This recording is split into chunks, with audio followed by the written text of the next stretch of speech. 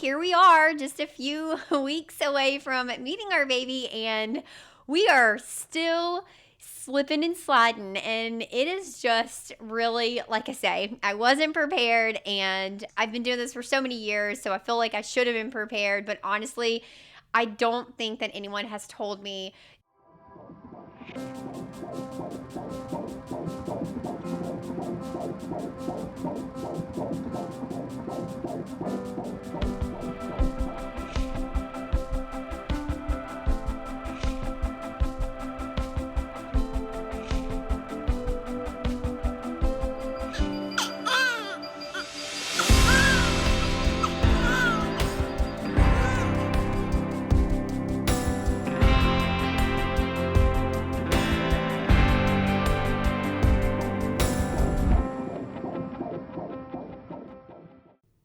Hello, and welcome back to another episode of the Birth Lounge podcast.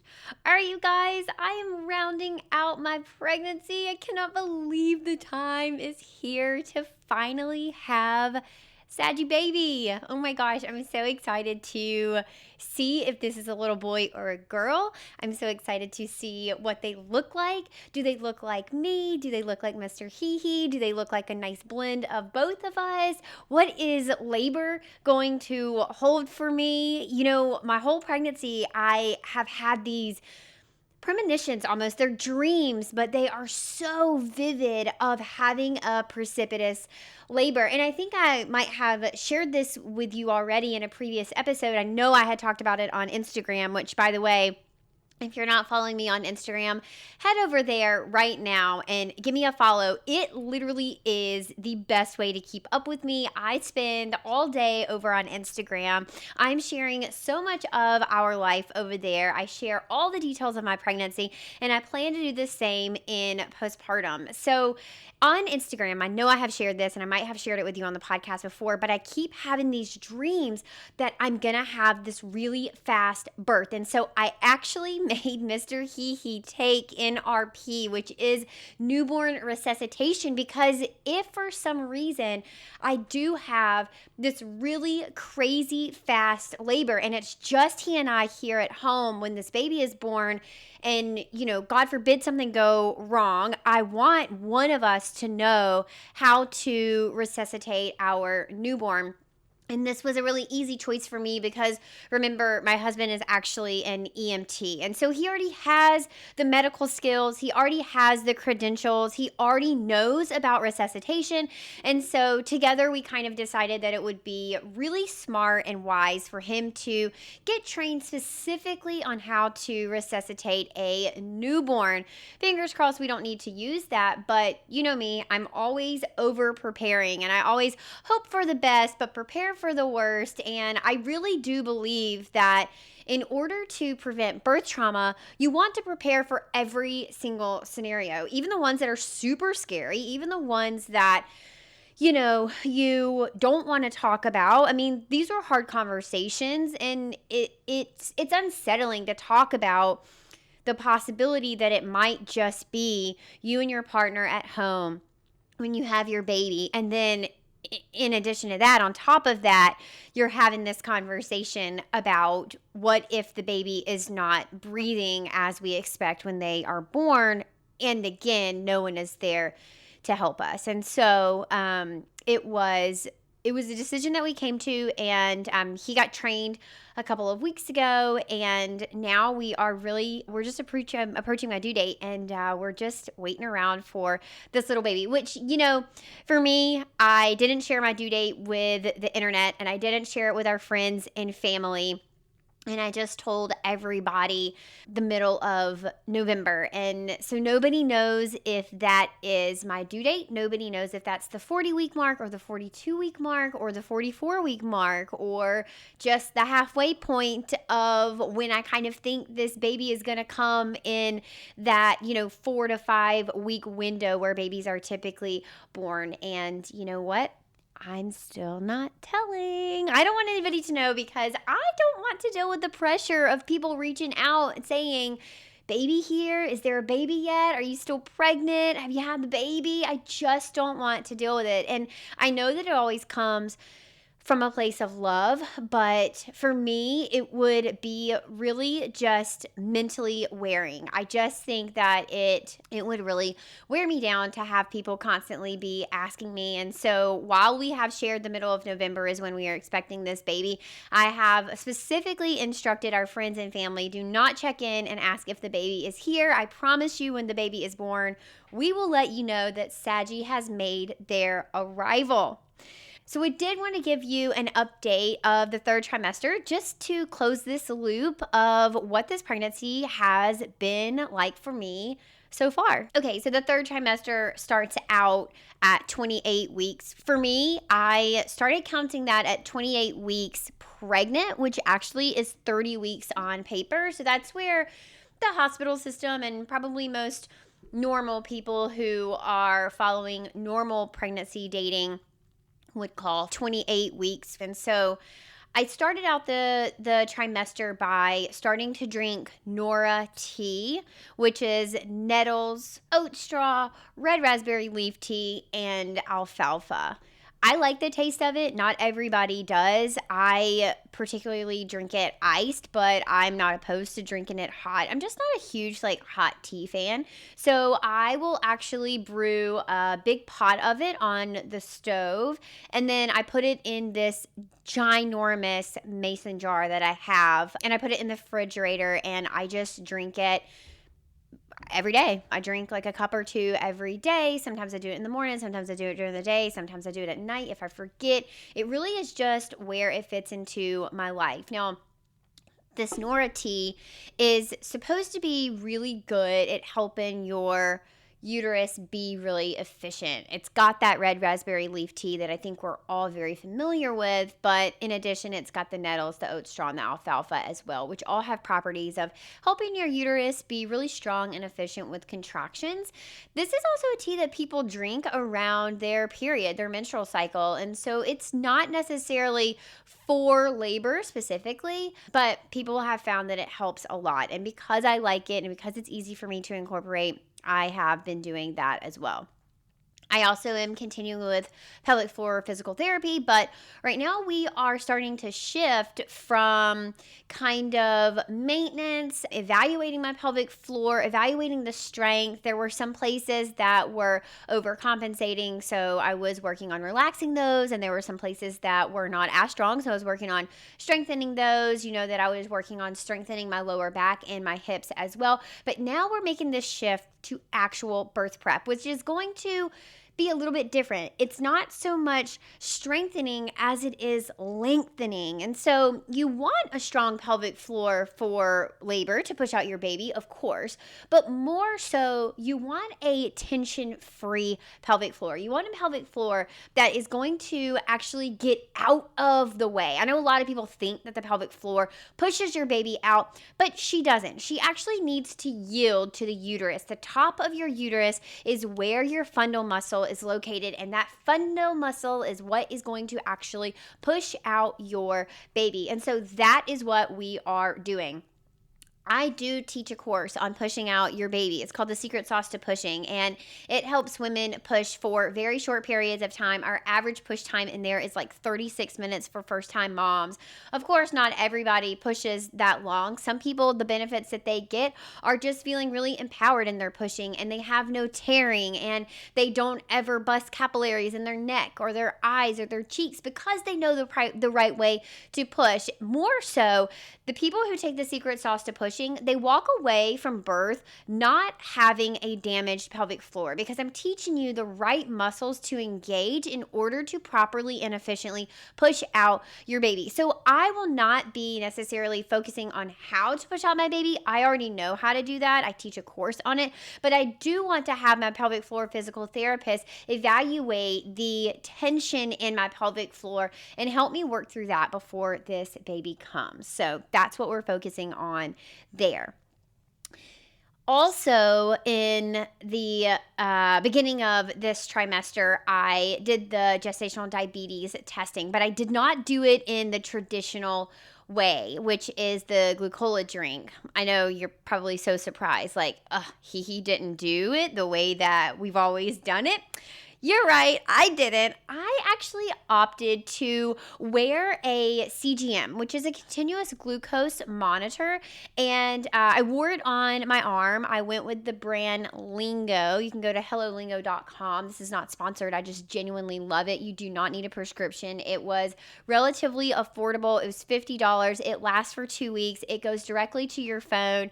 On your phone, you can also log everything that you eat, and then you can download all the information. So that's exactly what I did.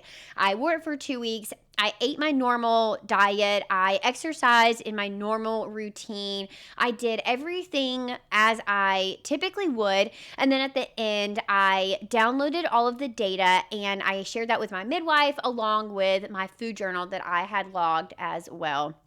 I did not have GDM or gestational diabetes, and I felt really, really good and secure and very confident in the testing method that I chose. I do want to just say I don't think anything is wrong with the glucola drink if you choose to do that. Lots of people choose to do that. For me, it just was not the right choice. I don't typically consume that much sugar on a daily basis. And so I felt like if I was going to consume that much sugar, I really felt like it was going to increase my risk of false test results. And I didn't want to take that risk. So for me, it was better just to see what was my blood sugar doing at the 28-week mark. And I wore it for weeks 28 to 29 and then 29 to 30. And everything looked really good. The other thing that was really exciting about the beginning of this trimester is that obviously we're planning our baby shower. And so I am almost finished with the registry at this point at the beginning of the third trimester. And we were deep into nursery planning. So we were taking trips to malls and picking out baby furniture. And we were talking about paint colors, which originally I didn't even really consider painting our nursery a different color. And my husband was just so excited. And he was like, no, our baby deserves like a new room. And so that was really fun for us to be able to do that. And we had picked a theme for the nursery, which again, I didn't really think that we would do, but that ended up being so much fun. The third trimester often comes with some physical things as well. And I'm super lucky and very grateful that I haven't experienced too many of those. I do get some light contractions when I overdo it. And that did start around that 28, 29, 30, 31, 32 week mark. I started to notice that if I wasn't super hydrated or if I had been on my feet all day or if I was just doing things like lifting too many boxes or I was up and going from, let's say, 9 a.m. to 7 p.m. without really taking an intentional break, that I would start to get these little like contractions. Nothing where I was concerned like, oh my God, this is preterm labor or like, oh my gosh, I'm going into labor, but definitely my uterus saying, hey, slow down. I'm working really hard and I need a break, girlfriend. And so as I kind of progressed through this trimester, I started to incorporate those intentional breaks throughout the day. And sometimes it looked like I would just structure my day where I would have some up activities, meaning I might be packing boxes for the birth lounge members and then take those to the post office. And then I would come home and I would sit and I would do computer work. And then I might get up and go walk our dog. And then I would come back and I would sit on the couch while I did computer work again. Or I might record a podcast or I might spend some time on the birth ball, which anytime I'm sitting at my desk, I'm already on the birth ball. I started that last trimester, last trimester. So right at the beginning of the second trimester, I went ahead and just got on the ball because, well, first of all, it feels so good. I also wanted to just kind of get that into my routine. And also I wanted to get ahead of the space in the pregnancy where your baby is trying to find their position. I wanted to just have those really open, supple hips from the very beginning. The other physical thing that I'm getting is leg cramps at night. And those did start at the beginning of this trimester as well. And they have carried through. They're not every night, obviously. And to be honest, I haven't had very many of them. But when they come, Wowzer, they are so brutal. I'm using magnesium cream and really upping my potassium intake with coconut water before bed. I actually changed from salt-based electrolytes to water-based electrolytes or plant-based electrolytes in the form of coconut water, where I had been doing the packets of electrolytes, which are salt-based. And I think my body was just having too much salt, to be completely honest, because when I switched to the plant-based, I felt more hydrated, I had more energy, and a lot of my symptoms of those little contractions when I overdid it and the leg cramps, they decreased substantially. So that's something to consider if you are finding that you have a bunch of cramps, or you're having leg cramps, or you're having these contractions and you're kind of like, oh, why is this happening? Think about, A, are you having electrolytes? Are you having enough of them? And number two, or B, what type of electrolytes are you having, and are they the appropriate kind of what your body actually needs? Another really important thing that I'm doing this trimester is counting kicks. And I do this every night at the same time, which is part of the counting kicks routine. And if you're not familiar with counting kicks, I really want you to kind of listen up here, because it is one of the best ways to prevent stillbirth in any pregnancy. And we know that one of the best ways that we can monitor a baby's well-being on the inside, outside of the times that we are at our appointments and directly checking in on them with either the NSTs or the BPPs or the Doppler, is really counting kicks. We want to really be monitoring what your baby's movement is inside your belly. So what you're going to do in order to count kicks or to monitor your baby's well-being, and for the record, we're looking for patterns in your baby. So there's going to be variation in what we see from your baby, but we're looking for their normal. Every single baby is going to be different, and if you've been pregnant more than once, you know this. You know that every baby is a little different. And so we used to believe that the rule was 10 and 2. If you got 10 kicks in 2 hours, then your baby was good. And the more that we started to look at stillbirth data, we started to realize actually that's not true. For some babies, 10 and 2 is normal. For some babies, that is really fast. Some babies are not going to give you 10 kicks in 2 hours. And then sometimes that is really, really slow. And I can tell you now that I'm at the end of the third trimester, that is incredibly slow for Saggy. So Saggy is a very active baby. I chose 10:30 at night very intentionally. It is one of their most active periods, and we are getting 10 kicks in about 17 and a half minutes. That is his normal. Oh, I just said his. Guys, I really believe that this baby is a boy. And so it's so funny that I have slips like this all the time where I say like he or his or whatever. But Saggy's normal is about 17 and a half minutes to get 10 kicks. Now that could be as quick as 10 or 12 minutes. Sometimes he takes as long as 22. I think 26 minutes has been the longest that they have taken to give us 10 kicks. But you're looking for your baby's normal. So you want to choose relatively the same time. And when I say relatively, sometimes at 9:45, I would be like, listen, I cannot stay up another 45 minutes to count kicks with this kid. I'm going to do it now. So, you are allowed a little bit of variation, but what you wouldn't want to do is have do it at 10:30 p.m. one night, and then the next day you're doing it at 2 p.m. and then the next day you're doing it at 6 p.m. and the next day you're doing it at 9:30 a.m. and then you do it at 11 a.m. and then you go back to 9:30 p.m. You want to relatively be around the same time of day, and picking a time where your baby is active is also really wise. And don't forget that babies do sleep in the womb. They need a lot of rest. They're human. They're growing, especially in the third trimester. They may not be growing, lengthwise or getting actually physically bigger, but they're getting fat. They're putting on a lot of fat so that once they're born, they can actually sustain life on the outside and stay warm. So make sure that you're choosing the same time relatively every day so that you can check in with your baby.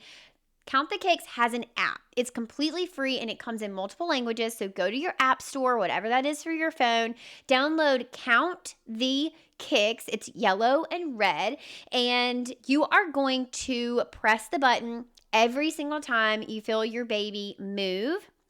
One thing to know, hiccups don't count as movement. We are looking for true big body movements, kicks, jabs, rolls, not hiccups. We are not looking for these little tiny movements. We want them to be good, big, strong movements from your baby. Now, if you're like me and your placenta is in the front, it's called an anterior placenta. You may notice that the movements of your baby are a little bit muted, and that's okay. You're going to get used to what is a big body movement from your baby versus what is, let's say, a hiccup or just a tiny little movement.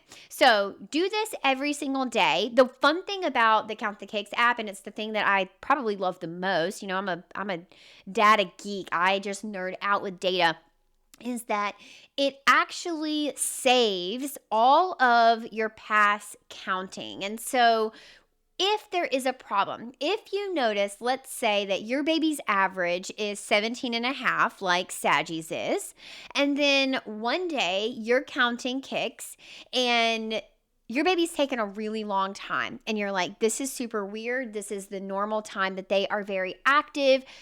I kind of think something is wrong. And the other thing to know is that the app will actually alert you and say you should seek healthcare support right now. Like, you should go in and tell your doctor. But what I was going to say is that the app will actually give you data that you can show your provider. So we know one of the biggest problems that women face when they go in and they say, I think something is wrong with my baby, is two things. Either providers say something outdated, like, just drink some juice, drink some cold water, lie down, babies run out of room. None of those are true enough to excuse a baby who is showing a substantial change in their movement pattern. None of those should be an excuse as to why you are not hooked up to monitors so that we can look at your baby directly. And then the other thing is, sometimes providers, unfortunately, will just flat out refuse and just say, you know, this is anxiety. This is you freaking out. This is you being very scared. Nothing is wrong with your baby, without actually confirming that something is in fact not wrong with your baby. I want you to know that you don't need anyone's permission to go to the hospital or to go to a clinic or to go and request a non-stress test, an NST, a BPP, a biophysical profile, or to just check in on your baby with the fetal Doppler or with those belly bands, electronic fetal monitoring. Please don't leave the hospital or the L&D unit or the clinic without checking in on your baby. If someone is refusing to check in on your baby, absolutely let them know that you don't feel comfortable leaving, and don't be afraid to request a new provider who is going to listen to you.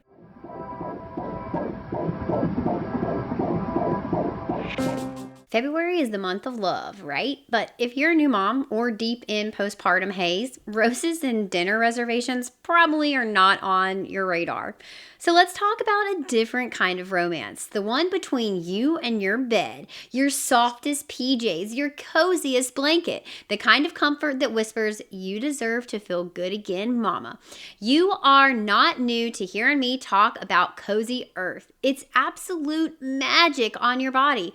This Valentine's Day, skip the lingerie you don't even wear and gift yourself the softest, most luxurious pajama set made from viscose from bamboo. These pajamas are breathable, helping you sleep cooler than cotton, and it keeps your temperature just right without overheating. Plus, they're stretchy in all the right places and somehow make you feel a little bit like yourself again, even if you haven't slept more than 3 hours in a row for the last few weeks. Cozy Earth brings a little indulgence to the everyday life so that you can slow down and truly savor this season. And if you're spending long hours on the couch snuggling your baby like I do, or feeding continuously, or just trying to stay awake while scrolling, Cozy Earth's classic cuddle blanket is next level. It's heavy enough to feel like a hug, but soft enough to make you melt, and big enough to wrap you and your baby. Honestly, it's giving Valentine's Snuggle Fest, but make it postpartum chic. Mama, this February, you don't need fancy gifts or candlelit dinners. I mean, honestly, who wants to even put on a pair of jeans at this point? You deserve comfort. You deserve softness. You need you, held in the coziest way possible. Visit CozyEarth.com and use code HeHe at checkout to save 20% off. Write yourself a love letter. Again, that's CozyEarth.com. Celebrate everyday love with comfort that makes the little moments count. Use code HeHe at checkout to save 20% off. Because the most romantic thing you can do for yourself this Valentine's Day is take care of the woman that's becoming a mother.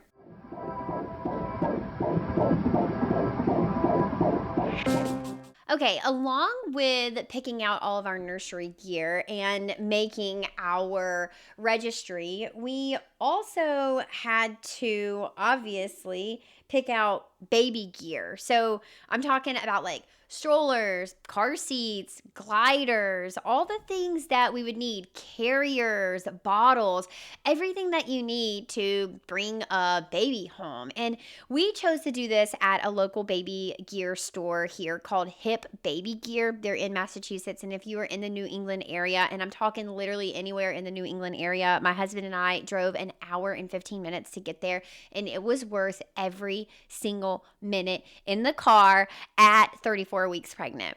We spent 4 hours with the owner, Jamie, who is not only so kind and so funny, but she's also so knowledgeable. You guys, we had so many questions.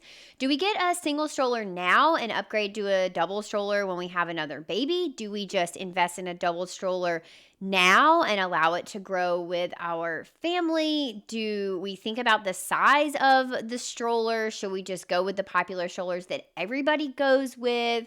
What about cribs? Should we think about having a convertible crib that will grow with our baby? Or do we get a crib that stays a crib, and then when this child is older, we'll buy an actual like big kid bed, and the crib that we buy for this baby will be passed down to our other babies? What do we need to think about when it comes to car seats? They all are different weights. Some of them are more compatible with certain vehicles rather than others. And then you also want to think about, is it compatible with the stroller system that you get? And if it's not, are you going to have to buy a conversion kit?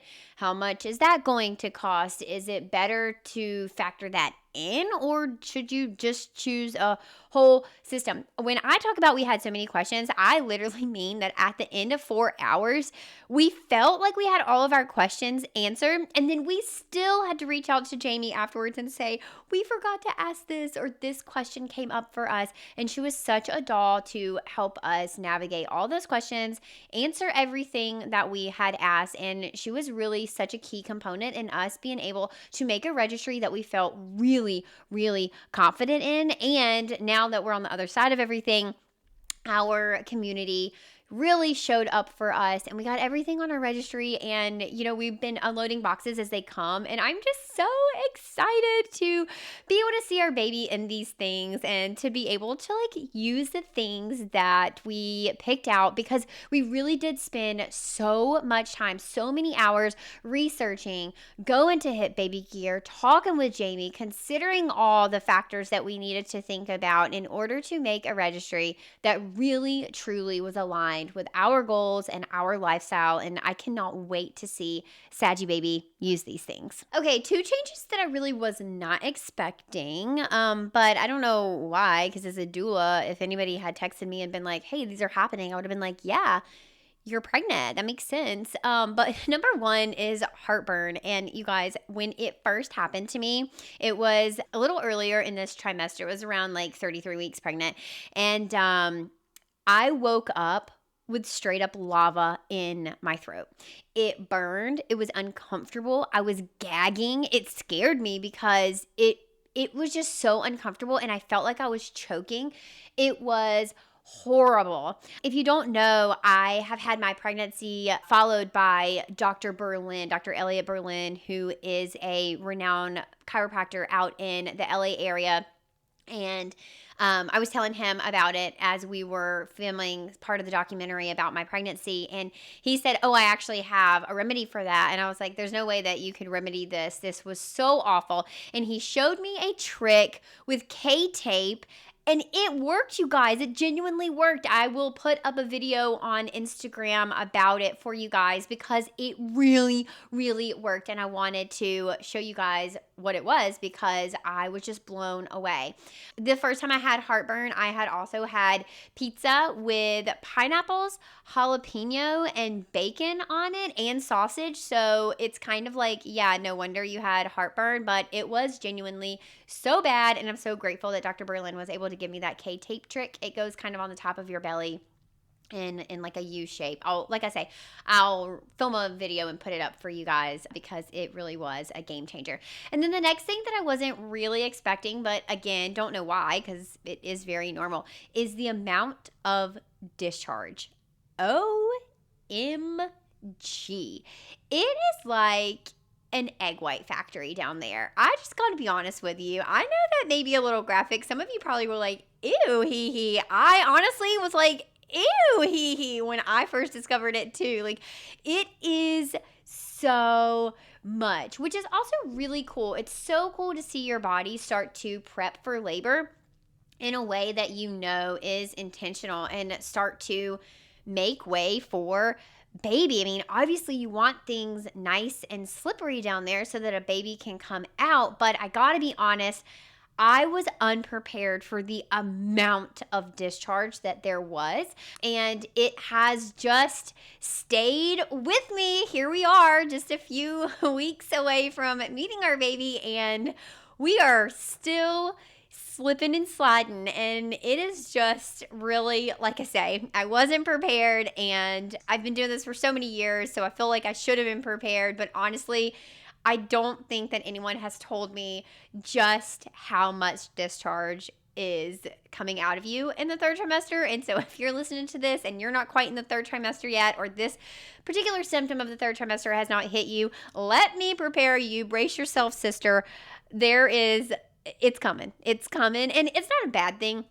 So I don't want you to be like, oh, I don't want that to happen. But it's just a lot. So just be expecting it because I certainly was not. Okay, one of my favorite things that happened this trimester is that our baby had their first hiccups, and it was so much fun. It happened a few weeks ago at 34 weeks, and I was just sitting on the couch, and I just started to feel something. And I was like, oh my God, I think these are hiccups. And I pulled Mr. HeHe's hand over, and I put it on my belly, and his face lit up, and it was just so sweet. It was such a fun moment.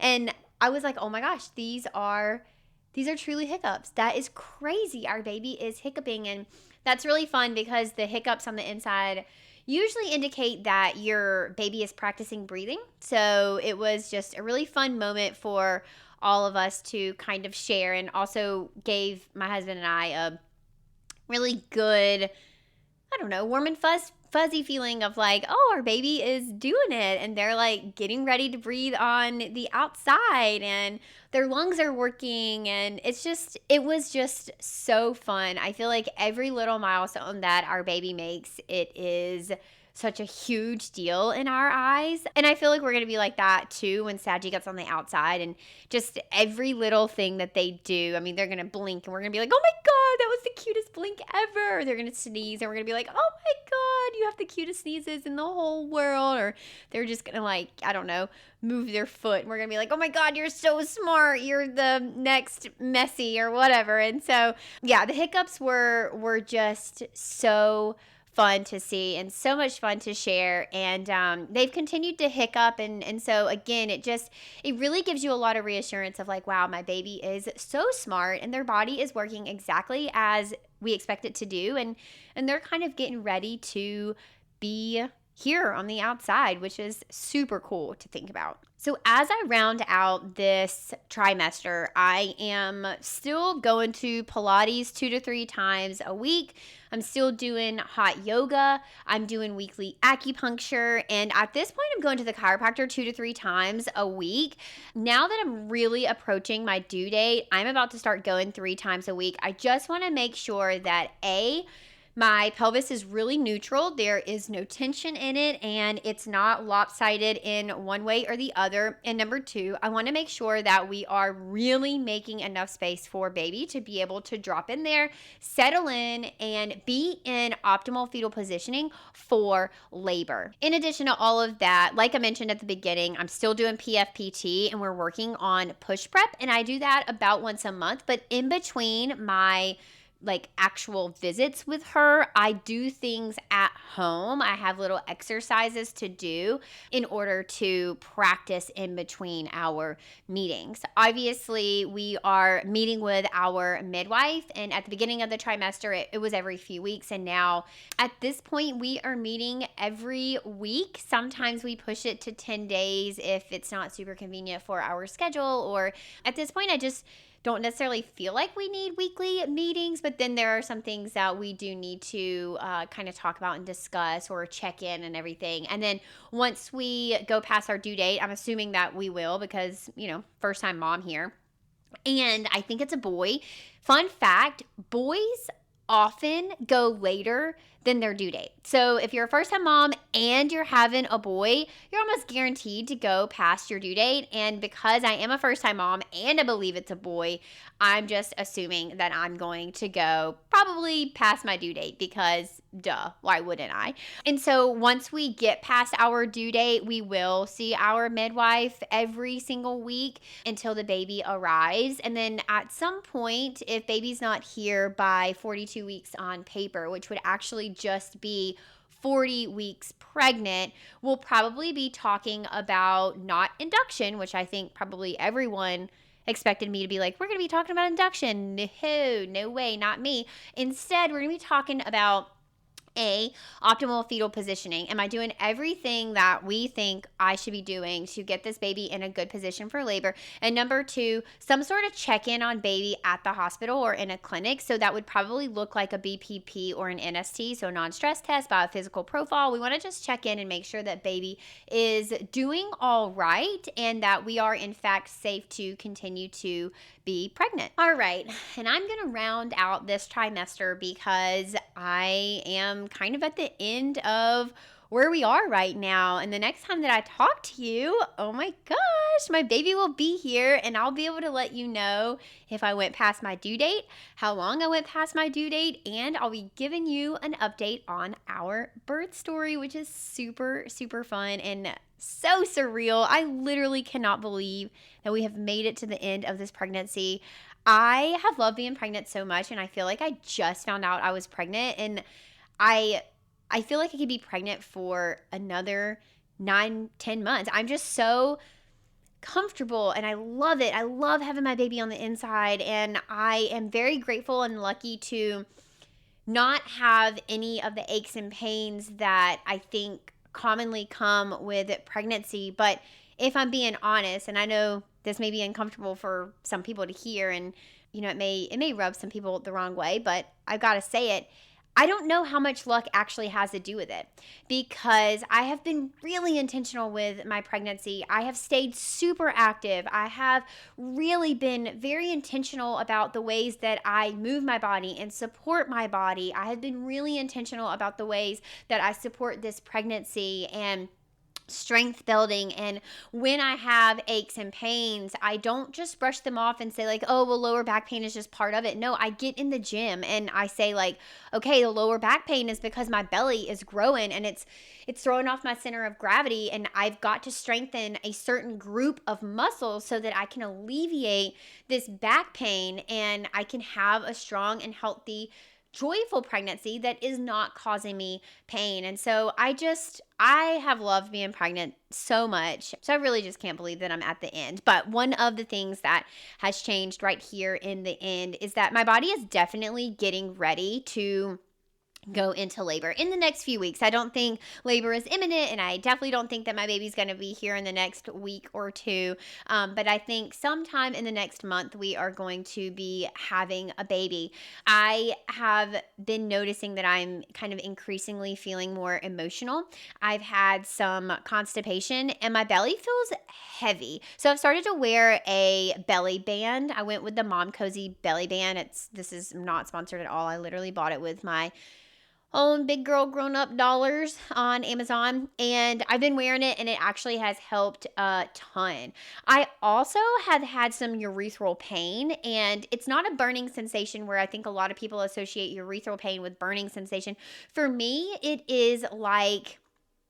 feels like my urethra is being crushed. I don't know how to say that any other way, but it literally feels like my urethra is being crushed. And it primarily happens when I'm getting up and down or when I'm walking. And it's not pubic symphysis. I met with my midwife, and she palpated my belly, and she said, like, your baby is just so low. And I am such a tiny human that, no wonder. The baby is sitting so low that it is probably possible that the baby is maybe crushing or sitting on my urethra. And so depending on what I do with my body and how I move, it may be that the baby kind of squishes the urethra a little bit. And it comes and goes, so it's not a constant pain, but there are times where I get off the couch or I get out of bed or I get off the toilet and I have to just stand there for a second. And it does get better if I lift the belly a little bit, which does indicate to me that probably the baby is sitting on my urethra and just putting some pressure down there on everything, which I do feel. I mean, I'm having increased vaginal downward pressure, so the baby's definitely moving down. So it all makes sense. I am kind of combating this with a combination of chiropractic care, inversions, and then wearing that belly band. I also have my acupuncturist who is needling me around my pubic bone to help with that. But we don't want to do too much because we don't want to encourage baby to go back up in the belly, because at this point, obviously, we want everything to be going down so that labor starts. And then I also have told the PFPT about it too, and she's doing some exercises with that as well. All right, you guys, and that brings us to kind of where we are now. I am 37 weeks pregnant, which is 39 on paper. My due date is next week, and I assume again that sometime in the next 3 to 4, maybe 5 weeks, our baby will be here. I will continue to post on Instagram, obviously, about what is happening in our pregnancy, and I just can't wait to see you in the next episode, the next solo episode, where it's just me and I get to tell you about my birth story. Oh my God, I can't even believe that the time is come. I truly cannot believe that we are here. Saggy is coming. We're going to get to meet this little baby, see if they're a boy or a girl, see what they look like, see what their personality is like. And honestly, I'm so excited to give birth. I'm so excited to labor, and I'm really, really excited to see what motherhood has in store for me. And I'm really excited on a woo-woo level to meet myself in motherhood. Oh, I'm like getting choked up here. I'm very excited to see how this changes me, and I'm really, really just looking forward to this journey. And I know that no matter what happens in labor, that I'll be able to handle it. And I know that no matter what comes my way in labor, it will all be part of the story that my body and my baby needs. And I trust that. I trust birth. I trust the journey of labor. I trust my baby to have whatever story that they need. And I really feel confident in being a vessel in whatever that needs to look like for them and for me. All right, you guys, I can't believe we're here. I'm going to have a baby the next time we talk. This is wild and out. This is just so insane. All right, you guys, I will see you in the next episode. Be sure to follow me over on social media at Tranquility by HeHe and at the.birth.lounge.